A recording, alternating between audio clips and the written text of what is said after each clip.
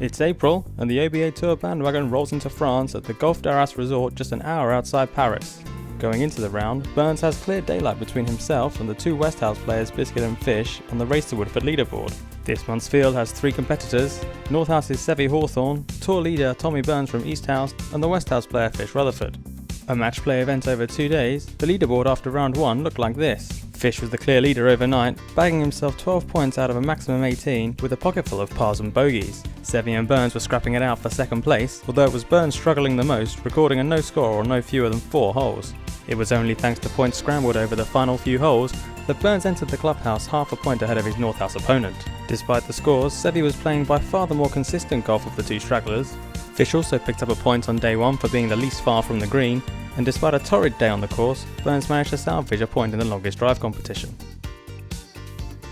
We join the action on day 2 then, with Seve's approach into the second green.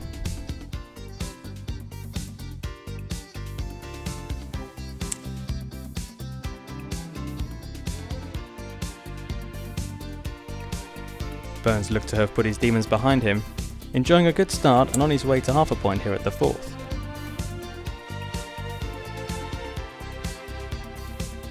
The recovery was short-lived though, putting one in the water at 5 and having to chip out from here.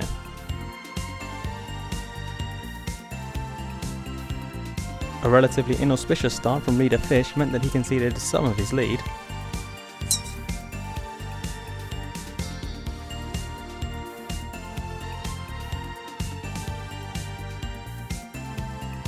And it was Seve who capitalised on the early holes, adding handsomely to his points tally.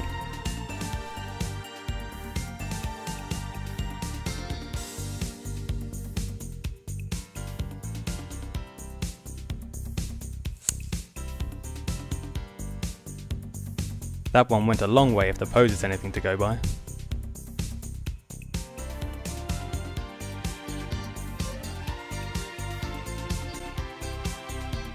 Burns was carrying scars, both mental and physical, and before too long the blisters that had formed on day 1 came back to haunt him.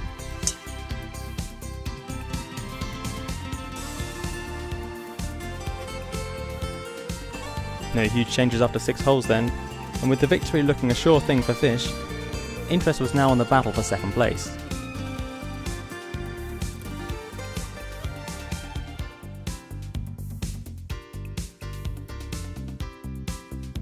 Seve recovered well from here,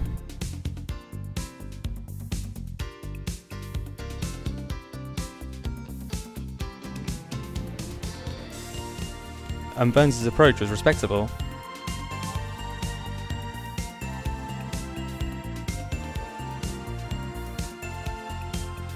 But apart from Fish meant that both shots were in vain. After the turn, Seve set about his work, stamping his name on the runner-up spot. Burns, it seemed, had nothing left in the locker to fight back with. There are those blisters again. By 18, the hard work had been done. Fish was already basking in glory. Seve delighted with a point for the runner-up position. Burns looked as if he just wanted to get off the golf course.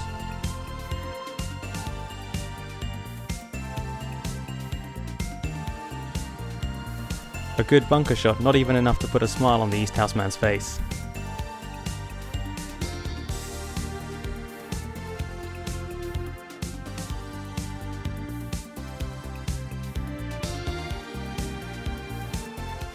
This is how the scores look for round 2 then. A close run thing between Seve and Fish in the end, but Fish's overnight lead more than enough to guarantee him a comfortable victory.